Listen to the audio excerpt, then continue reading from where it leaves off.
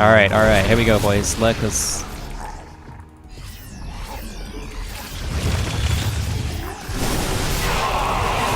Oh, look at the damage!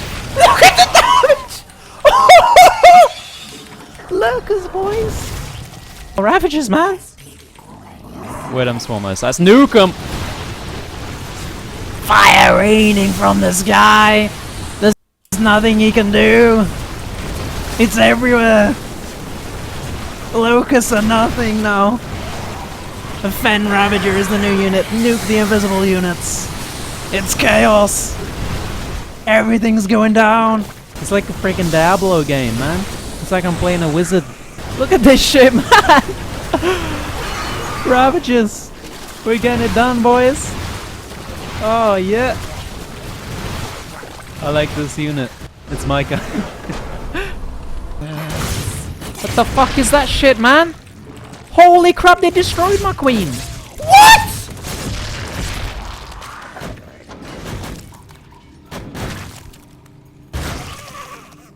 They do AoE damage?!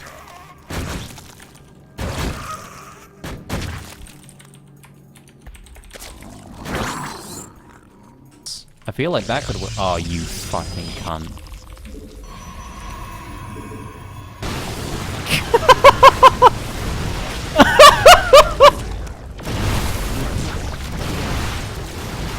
Yeah, boys!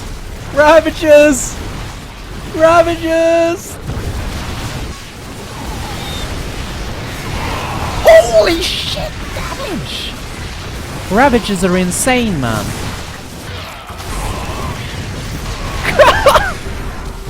Look at them go, boys! Oh, man. I didn't even expect to win that game. Holy shit, this is the best game ever, man. Alright everyone, what's up? It's your boy Fenna right here. I just wanted to talk about Legacy of the Void a bit. So basically right now there's a custom map or extension mod going around which takes all of the units from BlizzCon and, you know, puts them all into the game so everyone can test them out, and the stats are pretty damn close. Like, everything is almost the same as it was at BlizzCon, so it's a really fun mod to test out. Now, just before I go into this, obviously units are going to change massively from now and when the game's released. They'll get removed, abilities will get changed, but still, it's a lot of fun to check it out. Now, some of the biggest changes at BlizzCon were the starting with 12 workers now, and also only 1,000 minerals per mineral patch. Now, I love this change. This change is phenomenal, and I'm going to tell you why right now. What it does is, when you start with 12 workers, you're basically skipping the first minute and 30 seconds of the game. That means no proxies, none of that kind of stuff. Why is that good? Less gambling in the game. The problem is with proxies is, yeah, they can be fun sometimes, but it's more higher variance, right? Sometimes someone's going to gamble with a proxy, and some guy's going to gamble for not going for the drone scout, because when you drone scout that early on in the game, it really does hurt. But if you drone scout after 12 supply, which is what you start at, it doesn't hurt as much. So there's less of that variance gambling with the build orders, because there's less you can actually do in the early game, which takes you straight to the mid game, basically. There's still going to be a lot of strategies, like cheesy strategies. There's going to be people coming up with new things and like that, but the really early gamble ones, in my opinion, are not going to be there as much, which is a nice, good thing. The next thing is, you've got 1,000 minerals per mineral patch. Now, what this does is, as you get to the mid game faster anyway, because of the 12 starting workers, but it means you've got to expand faster, which means there's going to be more action in the mid-game. There's going to be more points of attack. There's going to be more thought-out strategy on where you attack, because there's going to be more locations. Like, instead of just attacking the third base or the natural in the mid-game, the mid-game is now going to be extended to fourth and fifth bases. So there's going to be so many different locations that players need to attack into, even if they're not using harass units. They've still got to decide where to attack into, which corridor to attack down. It means that maps are going to be crazy. Like, there's going to be so many corridors, and there's going to be a lot more thinking. Vision's going to be more important. It's going to mean that players are going to need a lot more multitasking. They're going to need a lot more APM. And I just think it's amazing, man. It makes the game so aggressive. it does kind of condense it into this mid-game only. But also, one other great thing about it is that you get to these scrappy games a lot faster. So, like, after 50 minutes or so in a game right now, you get to the point where people are mining out. And then the game gets really scrappy down to the last few units. You're trying to use energy units to try and survive. And that's where some of the most craziest fun games happen.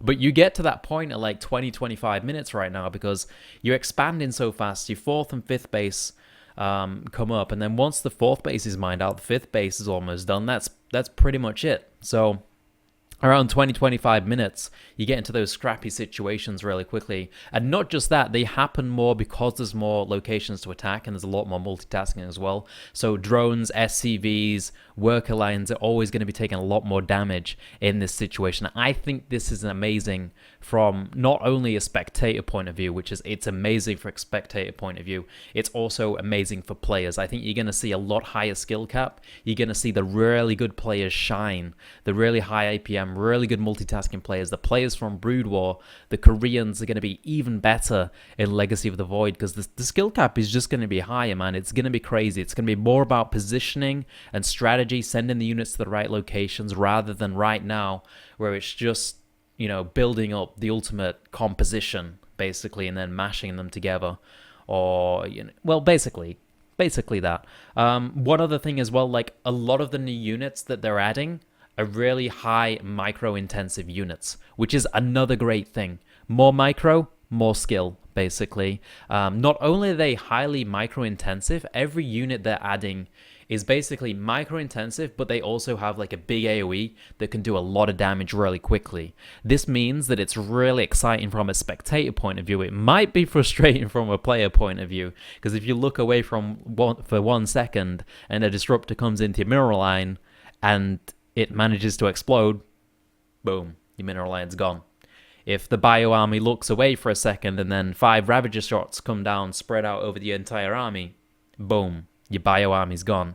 If you run your bio army into a bunch of lurkers that you don't realize are there because they're underground, boom, your bio army's gone.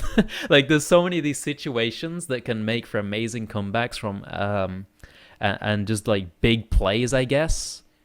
I think that's what we're looking at here, is situations where you can call it a big play, which I think we've been missing from StarCraft. So I really think these changes are amazing, and I hope they stay with the mineral changes, the 12 worker starting changes. I think they're the biggest things. Obviously, the units are going to get tweaked a lot, and some of them seem a bit overpowered right now, to be honest. The Ravager right now is crazy. I'm having a lot of fun with it, but it's just crazy. But as it stands right now, I think Blizzard are definitely going the right direction. They've got the right ideas. They know what direction to take the game, and it just looks phenomenal. They've got the right idea. No, everything they're doing is the right idea. It's obviously not going to be the same at release, but they've got the right idea in mind. I love it. I think Legacy of the Void is going to be amazing, and I don't think I thought that about Heart of the Swarm, so I'm very excited, guys. I can't wait for Legacy of the Void. Alright, so first off, and as always, we get that 9 Overlord, and we want to send him around to go over to the 3rd base. First Overlord, of course, will be going over here to this little location. In fact, you kind of want to send it here, because if you go all the way over there,